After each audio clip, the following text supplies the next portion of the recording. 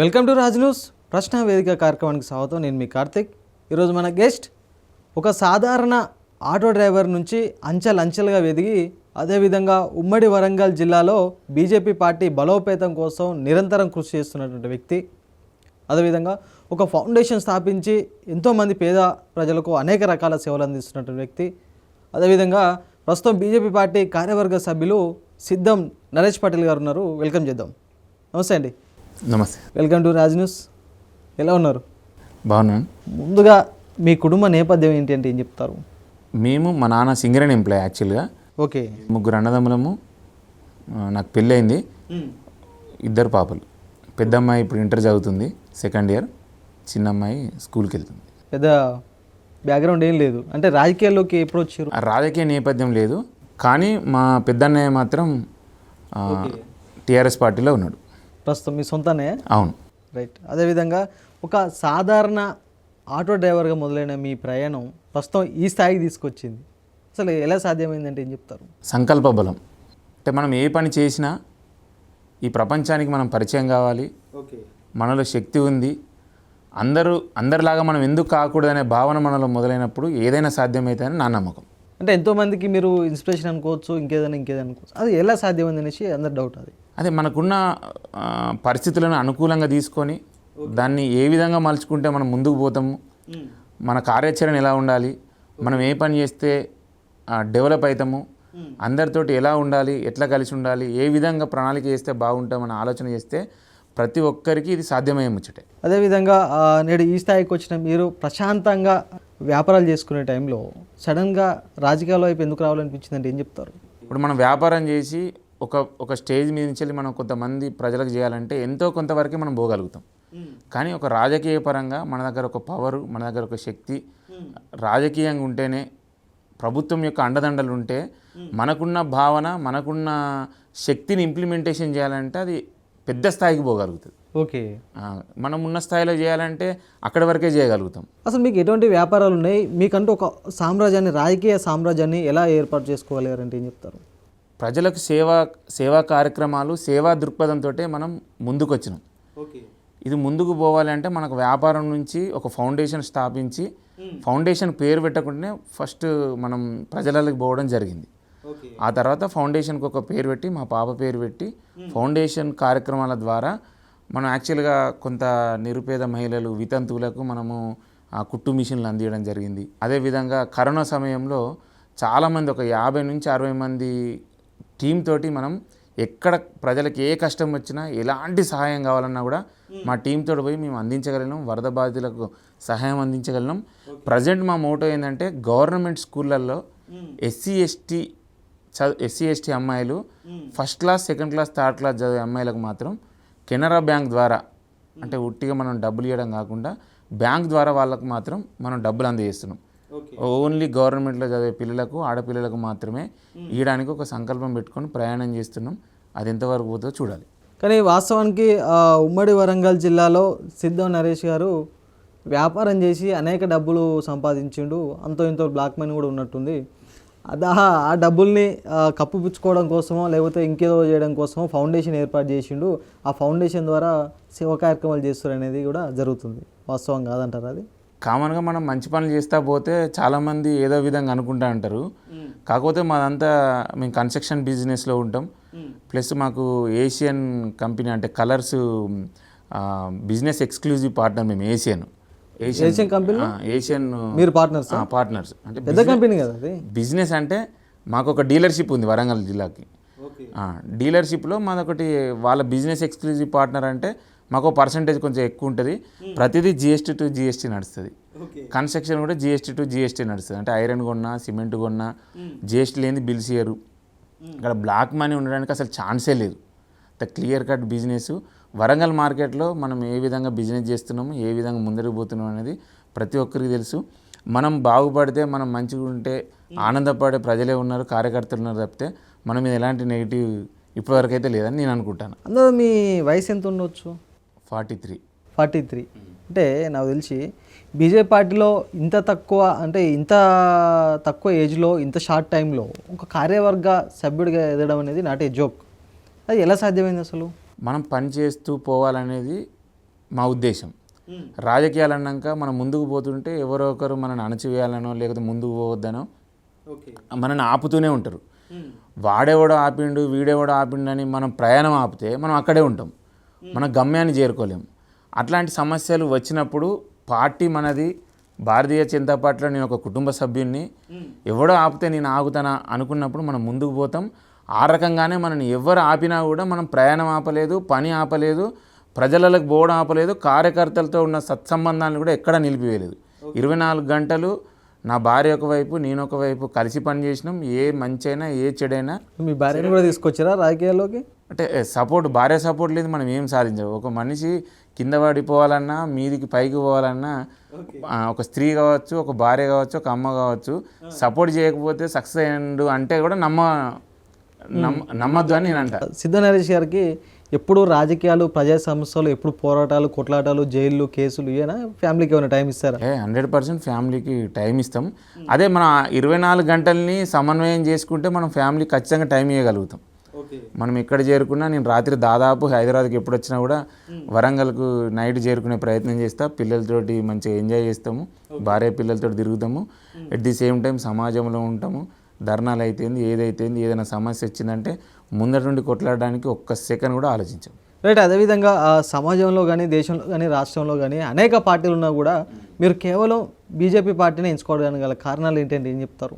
అభివృద్ధి అనేది భారతీయ జనతా పార్టీతో మాత్రమే సాధ్యమవుతుంది అనేది ఇలా ప్రతి ఒక్కరు, తెలంగాణలో కాదు దేశం మొత్తం ఆలోచిస్తుంది. కాబట్టి ఇలా 22 రాష్ట్రాల్లో భారతీయ జనతా పార్టీ జెండా ఎగరవేయడం, ప్రజలందరినీ ఏకం చేసే నైజం ఉంది. కాబట్టి ప్రజలందరూ భారతీయ జనతా పార్టీ వైపు, నేనే కాదు అందరూ చూస్తున్నారు. తెలంగాణలో కూడా ముందు అవకాశాలు ఉన్నాయి. బీజేపీ పార్టీ అంటే ఒక మతతత్వ పార్టీ అనేసి ప్రచారం జరుగుతుంది. దీన్ని ఈ విధంగా చూస్తారు? అంటే నేను హిందువునని చెప్పుకుంటే మతతత్వం అంటే కరెక్ట్ కాదు కదా. మన మతాన్ని మనం గౌరవించుకోవడం తప్పులేదు, మన మతం గురించి మనం చెప్పడం తప్పులేదు. అదేవిధంగా పరమతాన్ని కూడా గౌరవించాల్సిన బాధ్యత మనకు ఉండాలి కదా. 100% గౌరవిస్తాం. ఏ మతాన్ని గౌరవిస్తాం? ఏ మతాన్నైనా, క్రిస్టియానిటీని గౌరవిస్తాం, బుద్ధిజాన్ని గౌరవిస్తాం, ముస్లిం వ్యవస్థను కూడా గౌరవిస్తాం. పొద్దున్నేస్తే ముస్లింల మీద బురద జల్లుడే కదా బీజేపీ పార్టీ చేసే ప్రయత్నం. అంటే కొన్ని రాజకీయ పార్టీలు మతతత్వ పార్టీ బీజేపీని చూయించుకుంటూ గెలవడమే లక్ష్యంగా పనిచేస్తుంది. కానీ మేము మతతత్వ పార్టీ అని ఎక్కడ చెప్పము. ముస్లిమ్స్కి కూడా ఎన్నో రకాల అంటే సంక్షేమ పథకాలు అందిస్తున్నాము, ముస్లింలకు గౌరవం ఇస్తున్నాము. భారతీయ జనతా పార్టీ చెప్పేది ఒకటే, ఆఫ్ఘనిస్తాన్ నుంచి కానీ, పాకిస్తాన్ నుంచి కానీ, బంగ్లాదేశ్ నుంచి కానీ ఈ దేశానికి ప్రమాదం చేసే ఎవరైనా పాకిస్తానీ ముస్లింలు ఉంటేనే మా మాటలు కానీ మా చేతలు కానీ అట్లుంటాయి. హిందుత్వాన్ని అరికట్టాలి, వీళ్ళని బొందబెట్టాలి, ఈ సభ్య సమాజంలో హిందుత్వాన్ని లేకుండా చేయాలనే దుష్టశక్తులకు విరుద్ధం కానీ ముస్లిం వ్యవస్థకు కానీ క్రిస్టియానిటీ కానీ అస్సలు వ్యతిరేకం కాదు. ముస్లింలలో ఒకరో ఇద్దరో చేసిన పొరపాటుకు, ఆ తప్పుకు బీజేపీ పార్టీ మొత్తం ఒక ముస్లిం సమాజానికి లవ్ జిహాద్ అనేది అంటగట్టి ముస్లింలను ఒక ముద్దాయిలాగా చూపెట్టే ప్రయత్నం చేస్తుంది బీజేపీ పార్టీ. అంటే ఏం చెప్తారు? లవ్ జిహాద్ అనేది ఎవడు చేస్తాడు? ఇక్కడున్న ముస్లిం చేయడు. బయట నుంచి వచ్చిన వాడు ఈ సమాజంలో ఉన్న హిందూ స్త్రీలను తీసుకుపోవాలి, బయటికి తీసుకుపోవాలి, వాళ్ళని నాశనం చేయాలనే దృక్పథంతో కొన్ని సంస్థలు పెట్టి ఇక్కడ అమ్మాయిలకు ఎరవేసి చేసే సంస్థలు 100% ఇక్కడ ఉన్నాయి. కాబట్టి వాటి మీద పోరాటం చేయడానికి ఏదో ఒక సంస్థ ఉంటుంది, అందులో భారతీయ జనతా పార్టీ ముందు ఉంటుంది. ఓకే, ఇంకా ఎవరు చేయాలి ఈ సమాజం కోసం? నేను హిందువునని చెప్పుకుంటూ నువ్వు కార్యకలాపాలలో ముందుకు లేకపోతే ఎట్లుంటుంది? కొన్ని వేల సంవత్సరాల నుంచి ఈ హిందూ సమాజంలో హిందుత్వం లేకుండా చేయాలని ఎన్నో శక్తులు పనిచేస్తున్నాయి. దాన్ని కాపాడాలంటే ఒక సంస్థనో ఒక రాజకీయ పార్టీనో ఏదో ఒక విప్లవంగా కాపాడుకోకపోతే మాత్రం 100% వాళ్ళు ఇస్లామిక్ కంట్రీగా చేయడానికి 100% ఆలోచన చేస్తున్నారు. ఉమ్మడి వరంగల్ జిల్లాలో మీరు రాజకీయంగా ఎదగడం కోసమే ఫౌండేషన్ స్థాపించారని ప్రచారం జరుగుతుంది. అది వాస్తవం కాదంటారా? 100% కాదు. ఎందుకంటే ఫౌండేషన్ ద్వారా మాకున్న వ్యాపారాల నుంచి తీసి మేము ఎక్కడ ఫౌండేషన్ నుంచి మీరు అడిగినానికి చిన్న ఆన్సర్, ఎక్కడి నుంచి కానీ మేము ఫౌండేషన్ నుంచి మేము ఇది చేస్తాం అది చేస్తామని డబ్బులు తీసుకోవడము, ప్రజల నుంచి ఏదో తీసుకొని చేయడం కాదు. మాకున్న దాంట్లోకి వెళ్ళి మేము ప్రజలకు ఏమన్నా అందిస్తాం. తెలంగాణ రాష్ట్ర బీజేపీ పార్టీలో అయితేంది, ఉమ్మడి వరంగల్ బీజేపీ పార్టీలో అయితేంది అనేక వర్గ విభేదాలు ఉన్నాయనేసి ప్రచారం జరుగుతుంది. అందులో మీది ఏ వర్గం? మాది భారతీయ జనతా పార్టీ వర్గం. ఎవరు వచ్చినా ఎవరు వచ్చి పని చేసినా చేయకపోయినా ఒక కార్యకర్తగా మేము ఏం పని చేయాలి పార్టీకి, పార్టీ అభివృద్ధి ఏ రకంగా జరుగుతుంది, మేము ఏ పని కార్యక్రమాలు చేస్తే పార్టీ ముందుకు పోతుంది, అధికారంలోకి వస్తే పని తప్పితే వర్గంతో పనిచేయం. అసలు భారతీయ జనతా పార్టీ కార్యకర్తకు వర్గంలో ఉండడమే ఇష్టం ఉండదు. ఎందుకంటే ఒక్కొక్క మీరు ఇంటర్వ్యూలో చూస్తాడు, ఒక కార్యకర్త 100 మందితో సమానమని భారతీయ జనతా పార్టీలో ఒక నినాదం ఉంది. అంటే నేనే హీరో, నేను పని చేయగలుగుతా, నేను ఉండగలుగుతా అని కార్యకర్త నమ్మి పనిచేస్తాడు భారతీయ జనతా పార్టీ. వర్గ విభేదాలు ఏం లేవంటావు బీజేపీ పార్టీలో? అసలు గతంలో బండి సంజయ్ ఉన్నప్పుడు పార్టీ గ్రాఫ్ ఏ విధంగా ఉంది, ఇప్పుడు రామచంద్రరావు వచ్చిన తర్వాత పార్టీ గ్రాఫ్ ఏ విధంగా ఉందంటే ఏం చెప్తారు? సెంట్రల్ పార్టీ ఏం ఆలోచిస్తుందంటే ఒక వ్యవహారం ఎప్పుడు స్పీడ్గా పోవాలి, ఎప్పుడు ఏ విధంగా రన్ కావాలని వాళ్ళ ఆలోచన విధానం వాళ్ళ పైన చూసి భారతీయ జనతా పార్టీకి ఏదైతే బాగుంటుందో ఆలోచన చేస్తారు. బండి సంజయ్ గారిని సమయం వచ్చినప్పుడు పెట్టినరు. బండి సంజయ్ గారు అదే విధంగా భారతీయ జనతా పార్టీని తెలంగాణ రాష్ట్రంలో ఎంత దూరం తీసుకుపోవాలో అంత దూరం తీసుకుపోగలిగారు. సమయం అయిపోయింది, మా దాంట్లో 3 years టైం ఉంటుంది. సమయం అయిపోయింది. ఆ సమయంలో బండి సంజయ్ గారిని ఆపి ఇంకో కొత్త వారికి ఇవ్వడం జరిగింది. దాంట్లో కూడా రామచంద్రరావు గారికి అనేక పర్యాయాల అనుభవం, ఒక ఎమ్మెల్సీగా చేసిన అనుభవం ఉంది. కార్యకర్తలు ఏ విధంగా మలుచుకోవాలనే ఒక అనుభవం ఉంది. అంత సూక్ష్మ దృష్టితో చూసారు కాబట్టి అలా రామచంద్రరావు గారిని నియమించింది. రామచంద్రరావు గారు వచ్చినప్పటి నుంచి కూడా భారతీయ జనతా పార్టీ 5% ఇంకా ఇంక్రీజ్ అయింది కాబట్టి తక్కువ కాలేదు. ప్రచారం ఏ విధంగా జరుగుతుందంటే నరేష్ పటేల్ గారి స్పీడే ఆయన రాజకీయంగా బోర్ల పడే విధంగా చూస్తుందనేసి అంటున్నారు. దీన్ని ఏ విధంగా చూస్తారు? అంటే యువకులవే స్పీడ్గా ఉంటారు. అంటే మనము కొత్త రక్తం, కొత్త ఆలోచన విధానం, కొత్త రూపకల్పన జరగాలంటే నాలాంటి వాళ్ళు అంత స్పీడ్గా పోవాలని నేను అనుకుంటా.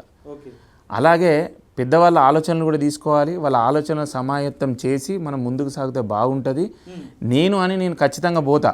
ఎందుకు అంటే నాకు ఆ శక్తి ఉంది, ప్రజలకు పోయే యుక్తి ఉంది, నేను చేయగలుగుతా కాబట్టి నా విధంగా నేను వెళ్ళిపోతూనే ఉంటాను. ఆ ఉమ్మడి వరంగల్ జిల్లాలో బీఆర్ఎస్ పార్టీని, కాంగ్రెస్ పార్టీని ఎండగట్టే విధంగా మీరు ఎటువంటి కార్యక్రమాలు చేస్తున్నారంటే ఏం చెప్తారు? మేము గత 10 సంవత్సరాలుగా మలిదశ ఉద్యమం తెలంగాణ వచ్చినాక కూడా కేసీఆర్ మీద ఎలాంటి ఉద్యమం చేయాలి, వాళ్ళు చేసే ప్రజా వ్యతిరేక విధానం మీద ఎలాంటి ఉద్యమాలు చేయాలో అలాంటి ఉద్యమాలు అన్నీ చేసినాం. కలెక్టరేట్ ముట్టలు చేసినాం, నిరుద్యోగ సమస్యల మీద కొట్లాడినాం, ప్రైవేట్ టీచర్ల సమస్యల మీద పెట్టినాం. కేఎంసీలో వైస్ ఛాన్సలర్స్ లేరు, ఖచ్చితంగా అపాయింట్ చేయాలని. అంటే ఇదొక్కటే కాదు, తెలంగాణ రాష్ట్రంలో ఏ సమస్య ఉన్నా ముందు పోయి కొట్లాడినాము. రాముని మీద అనుచిత వ్యాఖ్యలు చేస్తే, చల్లధర్మారెడ్డి మీద నిరసన చేస్తే జైలుకు కూడా పోయి వచ్చిన సందర్భాలు ఉన్నాయి. వరంగల్ అంటేనే ఓరుగల్లులో పోరాటాల గడ్డ. ఒక్కొక్క కార్యకర్తకు అంత శక్తి ఉంటుంది, అంత బలం ఉంటుంది. ఖచ్చితంగా మా వరంగల్లో అయితే భారతీయ జనతా పార్టీ జెండా ఎగురుతుంది. బీజేపీ పార్టీ నాయకులంతా బీజేపీ పార్టీ అధిష్టానం అవుతుంది. ఒక రాముని పేరును అడ్డు పెట్టుకొని రాజకీయం చేస్తురా? అస్సలు కాదు. అభివృద్ధి మీద కూడా ఫోకస్ చేస్తుంది భారతీయ జనతా పార్టీ. ఏ పథకాలు ఉంటే ఆ పథకాలు తెలంగాణకు అత్యధికంగా ఇస్తున్న మోడీ గారిని మనం గౌరవించాల్సిన అవసరం ఉన్నది. తెలంగాణలో కూడా రాబోయే రోజులలో 2029లో ఈ తెలంగాణ మీద భారతీయ జనతా పార్టీ జెండా ఎగురుతుంది. వచ్చేది మా ప్రభుత్వం అని గుర్తుంచుకోండి. మీరు చేసిన పోరాటాలు కావచ్చు, ధర్నాలు కావచ్చు, అయితే ఆ సమయంలో మీపై అనేక కేసులు అవ్వడం జరిగింది. అదేవిధంగా జైలు పాలవ్వడం కూడా జరిగింది. అసలు ఆ కేసులు ఎందుకైనా, ఎటువంటి పోరాటాలు చేశారు, ఆ కేసులను ప్రస్తుతం మీరు ఏ విధంగా ఎదుర్కోగలుగుతున్నారంటే ఏం చెప్తారు? అంటే మేము ఒక లక్ష్యంతో పోతున్నాం కాబట్టి ఖచ్చితంగా పోలీస్ వాళ్ళకు మేము విరుద్ధంగా చేసినట్టు వాళ్ళకి అనిపిస్తుంది. సమస్యల మీద కొట్లాడినప్పుడు కొంచెం రోడ్లు బ్లాక్ అవుతాయి, వాళ్ళకు డిస్టర్బెన్స్ అవుతుంది. అట్లనే మేము ఏ ఉద్యమం చేయాలన్నా రోడ్ల మీదకి వచ్చి చేసినా కాబట్టి మా మీద కేసులైనాయి. దాదాపు ఎన్ని కేసులు ఉన్నాయి మీ పైన? దాదాపు ఒక 8 కేసులేమో అఫీషియల్లీ రెగ్యులర్గా తిరిగేటివి ఉన్నాయి. అంటే అసెంబ్లీ ముట్టళ్ళు, ఎమ్మెల్యే క్యాంప్ ఆఫీసుల మీద ముట్టలు చేసినాం కాబట్టి అఫీషియల్గా స్ట్రాంగ్గా తిరిగేటి 8 ఉన్నాయి. చిన్న అన్నీ ఒక 10-15 ఉంటాయి కావచ్చు. కావాలనే కొంతమంది మిమ్మల్ని బీజేపీ అధ్యక్షునిగా తొలగించారనేసి ప్రచారం జరుగుతుంది. అదేవిధంగా ఉమ్మడి వరంగల్ జిల్లాలో మిమ్మల్ని అనగదొక్కడం కోసం రాజకీయంగా ఎంతోమంది అనేక రకాల ఎత్తుగడలు వేస్తారని కూడా ప్రచారం జరుగుతుంది. అది వాస్తవేనా? అంటే అనగదొక్కడం అంటే పార్టీలో చురుగ్గా ఆపుదామనే మాట వాస్తవం. కానీ ఎవరైనా కొత్త అధ్యక్షుడు వచ్చినప్పుడు వాళ్ళకు సంబంధించిన క్యాడర్ను, వాళ్ళకు సంబంధించిన టీమును పెట్టుకోవాలనుకుంటారు. అప్పుడు ఆ సమయంలో ఆ లీడర్కి నచ్చిన కార్యకర్తల్ని తన టీంలో పెట్టుకొని పనిచేయాలనుకున్నాడు. సో అది జరిగింది. అయినా నాకేం నష్టం జరగలేదు. ఇవాళ అత్యంత యంగెస్ట్ స్టేట్ ఎగ్జిక్యూటివ్ మెంబర్గా నేను ఉన్నా. పార్టీ గుర్తిస్తుంది. లోకల్ రాజకీయాలు మనం అణచాలని చూసినా మనం పని చేసుకుంటూ పోతే ఎవరు గుర్తించాలో వాళ్ళు గుర్తిస్తారు, మనకి ఏ బాధ్యత ఇవ్వాలో ఇస్తారు. ఇవాళ వరంగల్ జిల్లాలో నాకంటూ ప్రత్యేకమైన స్థానం భారతీయ జనతా పార్టీ ఇచ్చింది. దాన్ని గౌరవంగా దానికోసం నేను పనిచేస్తా. ఖచ్చితంగా నా వంతు భారతీయ జనతా పార్టీ ముందుకు పోవడంలో నా పాత్ర ఖచ్చితంగా ఉంటుంది. ప్రస్తుతం బీజేపీ పార్టీ కార్యవర్గ సభ్యులుగా కొనసాగుతున్నారు. ఆ కార్యవర్గ సభ్యుడు పదవి కూడా రాకుండా మీ వరంగల్ జిల్లాలో సీనియర్ బీజేపీ నాయకులు అడ్డుపడ్డారని కూడా ప్రచారం జరుగుతుంది. వాస్తవేనా? తప్పకుండా.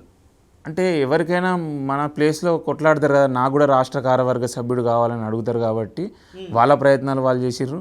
తర్వాత అదే జిల్లా పార్టీ కూడా వాళ్ళకి సంబంధించిన మనిషికి రాష్ట్ర కార్యవర్గ సభ్యుడు వస్తే బాగుంటుంది, రేపు నరేష్ తోటి అయితే తట్టుకోలేము ఎందుకు అనే ఆలోచన చేస్తారు కాబట్టి మనం ముందుకు పోవడం ఇష్టం లేదు కాబట్టి అలాంటి ప్రయత్నాలు చేసినా నేను అదే అంటున్నా, రాష్ట్ర పార్టీ నరేష్ దగ్గర ఆ స్కిల్ ఉంది, ముందుకు తీసుకుపోగలుగుతాడు, రేపు పార్టీకి ఉపయోగపడతాడని ఇలా అనౌన్స్ చేసిర్రు. దానికి నేను బాధ్యతగా దానికి గౌరవిస్తూ పార్టీకి ఎలాంటి ఇబ్బంది కలగకుండా పని చేస్తానని నేను అనుకుంటున్నాను. ఆ వరంగల్ పట్టణంలో మీ సొంత అన్న బీఆర్ఎస్ పార్టీ కార్పొరేటర్గా కొనసాగుతున్నారు. అవును. మీరు ప్రస్తుతానికి బీజేపీ పార్టీలో ఉన్నారు. అవును. అన్న బీఆర్ఎస్, తమ్ముడు బీజేపీ. ఏంటి అసలు రాజకీయంగా మీరు సమాజానికి ఏం మెసేజ్ ఇద్దామని? అంటే తెలంగాణ రాష్ట్రంలో కేవలం మా ఫ్యామిలీనే ఒక పార్టీలో అన్న, ఒక పార్టీలో తమ్ముడు లేడు కదా, చాలా కుటుంబాలలో ఉన్నారు. ఏ రోజు మా అన్న నేను అడగలేదు, నన్ను కూడా మా అన్న, ఇప్పుడు మీరు అడిగిరు ఈ క్వశ్చన్, కానీ ఏ రోజు కూడా నువ్వు భారతీయ జనతా పార్టీలో ఎందుకు కొనసాగుతానో టీఆర్ఎస్ పార్టీలకు రాని ఆయన అడగలేదు, నేను అడగలేదు ఆయన భారతీయ జనతా పార్టీలకు రాలేదు. ఎందుకంటే వాళ్ళ సొంత విషయము, ఎట్లా పోతే బాగుంటుందని వాళ్ళ ఆలోచన విధానం బట్టి పోతారు కాబట్టి ఇదైతే నేను పెద్దదిగా ఆలోచించలేదు. కొత్త క్యాడర్ తయారవ్వాలన్నా, కొత్త నాయకత్వం తయారవ్వాలన్నా మీలాంటి వాళ్ళని చూసి ఎలా తయారవుతుంది అసలు నాయకత్వం? అన్నతోటి తిరగాలన్నా, తమ్మునితోటి తిరగాలన్నా, అసలు ఎక్కడ తిరగాలి? నాతోటి ఎక్కువ తిరిగే ప్రయత్నం చేస్తారు. ఎందుకంటే అక్కడ నరేంద్ర మోడీ గారు ఉన్నారు, భారతీయ జనతా పార్టీలో ఉన్నారు, నరేష్ అన్న మంచి పార్టీలో ఉన్నాడు, మంచిగా సర్వీస్ చేస్తున్నాడు. మన లక్ష్యం ఒకటి వాళ్ళకి ఖచ్చితంగా తెలుసు కాబట్టి ప్రజలు ఎక్కువ భారతీయ జనతా పార్టీ వైపే ఉంటారని నేనైతే అనుకుంటున్నాను. ఉమ్మడి వరంగల్ జిల్లాలో బీఆర్ఎస్ పార్టీ బీజేపీ పార్టీ గురించి ఏమనుకుంటుందో అన్న తీసుకొచ్చి తమ్ముడు చెప్తాడు, బీజేపీ పార్టీ బీఆర్ఎస్ పార్టీ గురించి ఏమనుకుంటుందో తమ్ముడు తీసుకుపోయి అన్నవి చెప్తాడు. వీళ్ళిద్దరి వల్ల ఒక చీకటి ఒప్పందం ఉందనేసి రెండు పార్టీల మధ్యన ప్రచారం జరుగుతుంది. అది వాస్తవం కాదంటారా? అసలే వాస్తవం కాదు.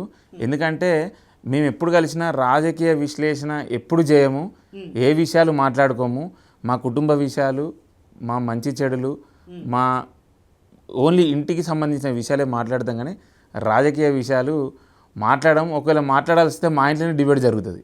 కేసీఆర్ గొప్ప అని ఆయనే, మోడీ గారు గొప్ప అని నేనని, అవసరమైతే ఒక చిన్న వివాదం జరుగుతుంది. కానీ ఆ చీకటి ఒప్పందాలు చేసేంత స్థాయి లేదు, చీకటి ఒప్పందాలు చేసి ఇప్పుడు చేసే అవసరం కూడా మాకు లేదు. ఆ ఉమ్మడి వరంగల్ జిల్లాలో కొండ ఎర్రబెల్లి దయాకర్ ఇంత పెద్ద నాయకులను మీరు ఎలా ఎదుర్కోగలుగుతున్నారు అంటే ఏం చెప్తారు? వాళ్ళు మొన్న కొండ సురేఖ గారు రాముణ్ణి ఒక మాట అన్నది, ఆ మాట అన్నందుకు మేము ఎట్లా ఖండించాలనో అట్లా ఖండించినాం. అంటే పరిస్థితులకు అనుగుణంగా మనం ప్రయాణం చేస్తూ పోతున్నాం. ముందట ఎంత పెద్ద లీడర్ ఉన్నా, ఎవరున్నా మనం పనిచేయడం ఆగది, మనం అడగడం కూడా ఆగదు. ఎందుకంటే ఆ సమస్య ప్రజలకు అవసరమైందా, ఆ మాట ఈ సమాజానికి ఉపయోగపడతా అంటే మేము ఖచ్చితంగా ముందుంటాం. లీడర్ గురించి కాదు కదా మనం పనిచేసేది, ప్రజల గురించి పనిచేస్తున్నాం. నిష్పక్షపాతంగా మనం పనిచేస్తే ప్రజలే మనల్ని గుర్తిస్తారు, మనకు అవకాశం వచ్చిన రోజు మనల్ని కూడా ముందు పెడతారు. గత ఎన్నికల్లో మీరు బీజేపీ పార్టీ నుంచి ఎమ్మెల్యేగా గట్టి ప్రయత్నం చేసి టికెట్ ఆశించడంలో, అలాంటిది నరేష్ గారు, ఎర్రబెల్లి దయాకర్ వాళ్ళ ఫ్యామిలీకి మీరు కాంప్రమైజ్ అయ్యారనేసి ప్రచారం జరుగుతుంది అంటున్నాను నేను. అడగడంలో తప్పులేదు కదా. ఇప్పుడు మనము పార్టీలోకి వచ్చి పని చేస్తున్నాము, మనకు స్వార్థం, మనం రాజకీయంగా ఎదగాలి, మనకు టికెట్ కావాలని అడగడంలో తప్పులేదు.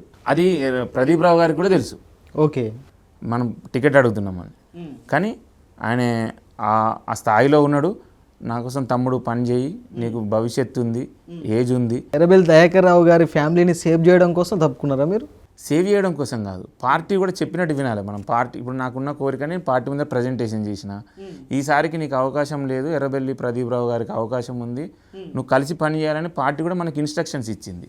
ప్రదీప్ రావు గారు కూడా మనల్ని అడిగిండు, తమ్ముడు ఈసారి నువ్వు పని చేయి, కుటుంబపరంగా కూడా అన్న మాకు చాలా దగ్గర, రాజకీయంగా మేము అడిగినా కూడా ఆయనకు అవకాశం ఉంది, గెలుస్తాడనే స్కోపు, ఆ వాతావరణం అట్లుంది కాబట్టి మనం కూడా సపోర్ట్ చేసినాము.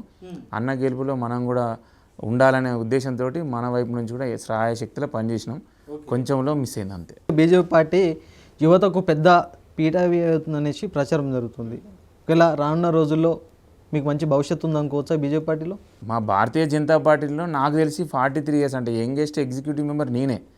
అంటే యూత్కి అవకాశాలు ఇస్తుంది అనేది నేనే కదా నిదర్శనం.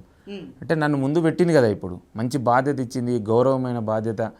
వరంగల్లో జిల్లాలో పోతే మనకంటూ ఒక మంచి గౌరవం కల్పించింది పార్టీ. మీ నియోజకవర్గ ఎమ్మెల్యే రాష్ట్ర మంత్రివర్యులు కొండా సురేఖ గారు మీ నియోజకవర్గాన్ని అన్ని విధాలుగా అభివృద్ధి చేస్తున్నాం, ఉమ్మడి వరంగల్ జిల్లాను కూడా అన్ని విధాలుగా అభివృద్ధి చేస్తున్నాం అనేసి చెప్తున్నారు. ఇది ఎంతవరకు వాస్తవం అంటారు? అసలు అక్కడ అభివృద్ధే లేదు.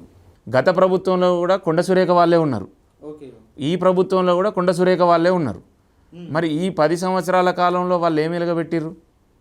ఏమీ చేయలేదు. ఒక్క దాన్ని ఏమంటారు, ఇక్కడున్న రాయి తీసి అటు కూడా పెట్టలేదు. అండర్ డ్రైనేజ్ అట్లనే ఉంది. మొన్నటికి మొన్న స్మార్ట్ సిటీ నిధుల కింద ఇచ్చిన డబ్బులు, అంటే వీధి లైట్ల కోసం, చిన్న చిన్న గల్లీలలో చేసే అవసరాల కోసం ఇచ్చిన డబ్బుల్ని వాడుకోకపోతే 450 కోట్ల రూపాయలు మున్సిపాలిటీ నుంచి రిటర్న్ పోయినాయి కేంద్ర ప్రభుత్వానికి. మరి ఒక్క రూపాయి కూడా వాడుకోలేదు. తూర్పు నియోజకవర్గం నుండి ప్రజల కష్ట సుఖాల్లో భాగస్వాములు అవుతున్నారు అనేది మాత్రం అబద్ధం.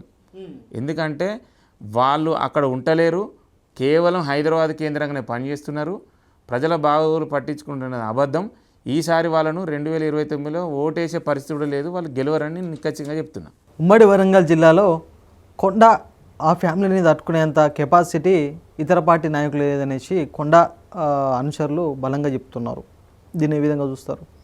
మొన్న జరిగిన ఎలక్షన్స్లో ఓటుకు అత్యధికమైన డబ్బులు ఇచ్చి గెలవగలిగిర్రు, కానీ ప్రజలు ప్రేమతోటి వేసిర్రని నేనైతే అనుకోను. నేను చిన్నప్పటి నుంచి చూసినట్టే ఆ నియోజకవర్గం బీజేపీ పార్టీకి ఓటేస్తేనేమో ప్రజలు ప్రేమతో ఓటేసినట్టు, కాంగ్రెస్ పార్టీకి వేస్తేనేమో డబ్బు తీసుకొని ఓటేసినట్ట మీ దృష్టిలో? 100% కాంగ్రెస్ పార్టీ రాజకీయాలే డబ్బు రాజకీయాలు. డబ్బులే పెట్టి నియోజకవర్గం కావచ్చు తెలంగాణలో అధికారంలోకి రావాలంటే ఎంతసేపు? నరేంద్ర మోడీ గారికి, అమిత్ షా గారికి పెద్ద మ్యాటరా? డబ్బులు ఏం కాంగ్రెస్ పార్టీ దగ్గరనే ఉన్నాయి, కానీ సెంట్రల్ పార్టీ దగ్గర లేవా? ఉమ్మడి వరంగల్ జిల్లాలో కొండా ఫ్యామిలీని ఎదుర్కొనే సత్తా నరేష్ గారికి ఉందంటే ఏం చెప్తారు? నాకు లేదని మీరు ఎందుకు అనుకుంటారు? నేను నా సమస్యల మీద కొట్లాడతా, ప్రజలలోకి పోతా. ఇంతకుముందు కూడా నేను అదే చెప్పిన, ప్రజల సమస్యల మీద నువ్వు నిష్పక్షపాతంగా కొట్లాడుకుంటా పో, నువ్వెందుకు ముందు పో నేను చూస్తా. అక్కడ కొండ సురేఖ గారు కావచ్చు, ఇంకే ఇతర పార్టీలు ఉన్న పెద్ద లీడర్లు కావచ్చు, నువ్వు చేసేది మంచి, నువ్వు చేయాల్సింది మంచి అనుకున్నప్పుడు గర్వంగా పోతాం, బలంగా పోతాం. బలహీనుల మీద ఎవరైనా పెత్తనం చెలాయిస్తే ఖచ్చితంగా మాట్లాడతాం. అదేవిధంగా నియోజకవర్గాన్ని అన్ని విధాలుగా డెవలప్మెంట్ చేస్తున్నారని చెప్తున్నారు కదా కొండ సురేఖ గారు. కొండ సురేఖ గారు కాదు చెప్పడం, మీరు వచ్చి మైకులు పెట్టి ప్రజలను అడుగుండ్రి అభివృద్ధి చెందిందా లేదా అని. నేను నా చిన్నగా ఉన్నప్పటి నుంచి తూర్పు నియోజకవర్గాన్ని చూస్తున్నా, అప్పుడు ఎట్లనుందో ఇప్పుడు అట్లే ఉంది.